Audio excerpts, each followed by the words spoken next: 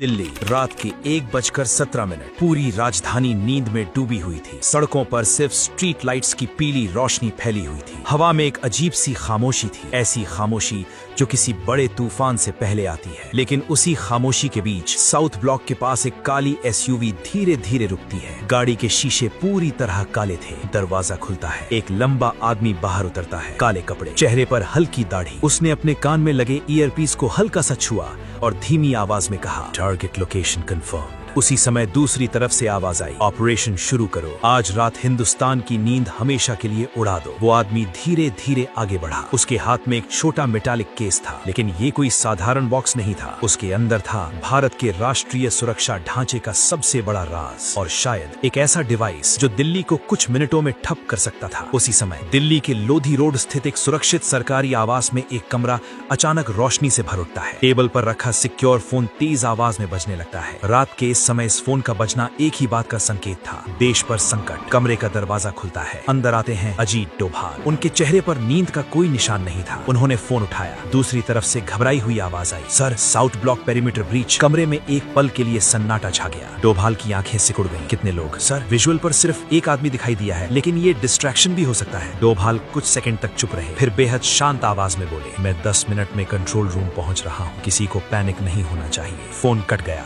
रात 1:29, control room, देश की सबसे सुरक्षित इमारतों में से एक के अंदर हाई सिक्योरिटी कंट्रोल रूम। बड़ी स्क्रीन पर दिल्ली का लाइव सर्वेलेंस मैप चल रहा था। रॉ, आईबी और एसपीजी के टॉप ऑफिसर्स पहले से मौजूद थे। जैसे ही अजीत डोभाल अंदर आए, पूरा कमरा एकदम सीधा खड़ा हो गया। आईबी डायरेक्टर ने तुरंत स्क्रीन की तरफ इशारा किया, सर, यही वो आदमी है। स्क्रीन पर सीसीटीवी फुटेज चल रही थी। काला कपड़ा पहने वो आदमी साउथ ब्लॉक की आउटर फेंस के पास दिखाई दे रहा था, लेकिन अगले ही पल वो अचानक कैमरा ब्लाइंड स्पॉट में गायब हो गया। कमरे में हलचल मच गई। एक ऑफिसर घबरा कर बोला, सर, उसने सिग्नल जैमर यूज किया है। डोभाल ने स्क्रीन को ध्यान से देखा, फिर उनकी नजर मैप के एक कॉर्नर पर टिक गई। वो धीरे से बोले, नहीं, वो साउथ ब्लॉक के लिए नहीं आया। सभी अधिकारी हैरानी से उनकी तरफ देखने लगे। रॉ चीफ ने पूछा, सर? डोभाल ने मैप पर उंगली रखी, उसका असली टारगेट यहाँ है। सबकी नजर मैप पर गई और अगले ही पल कमरे में मौजूद हर शख्स के चेहरे का रंग उड़ गया। टारगेट था प्रधानमंत्री आवास की कम्युनिकेशन रिले लाइन। उसी समय दूसरी तरफ वो रहस्यमयी आदमी अब एक पुराने सरकारी बिल्डिंग के पीछे पहुंच चुका था। उसने मेटालिक केस खोला। अंदर एक एडवांस्ड इलेक्ट्रॉनिक मॉड्यूल था। डिवाइस एक्टिवेट होते ही उसकी स्क्रीन पर काउंटडाउन शुरू हो गया, सिर्फ 45 मिनट। अगर ये डिवाइस रिले नेटवर्क से कनेक्ट हो जाता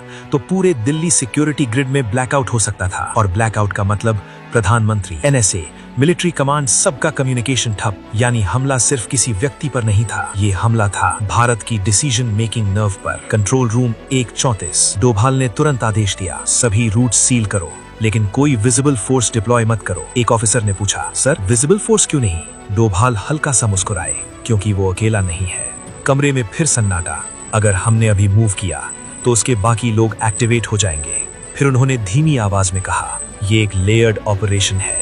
रॉ चीफ तुरंत समझ गए, सर, मतलब अंदर कोई इन्फॉर्मर भी हो सकता है? डोभाल ने बिना जवाब दिए स्क्रीन की तरफ देखा। उनकी आंखों में अब वही ठंडा कॉन्फिडेंस था। विक्रम को कॉल लगाओ। रात 1:40, मुंबई, एक 5 सितारा होटल की 18वीं मंजिल। कमरे के अंदर एक प्राइवेट पार्टी चल रही थी। बॉलीवुड के कुछ बड़े चेहरे, कुछ बिजनेसमैन और कुछ ऐसे लोग जिनकी पहचान सिर्फ इंटेलिजेंस फाइल्स में थी। उसी भीड़ में एक आदमी चुपचाप खड़ा था, सूट बूट में, चेहरे पर हल्की मुस्कान, लेकिन उसकी नजर हर कोने पर थी। ये था विक्रम प्रताप सिंह, रॉ का सबसे तेज अंडरकवर फील्ड ऑफिसर। उसके फोन में सिक्योर वाइब्रेशन हुई। उसने मैसेज पढ़ा, दिल्ली, अभी, कोड ब्लैक। विक्रम का चेहरा एक पल में बदल गया। वो धीरे से बैल्कनी की तरफ बढ़ा और सिक्योर लाइन कनेक्ट की। फोन उठते ही दूसरी तरफ डोभाल की आवाज आई, विक्रम, खेल शुरू हो चुका है। विक्रम ने सिर्फ एक सवाल पूछा, टारगेट? कुछ सेकंड की खामोशी के बाद जवाब आया, दिल्ली नहीं, देश का फ्यूचर। पहला बड़ा ट्विस्ट।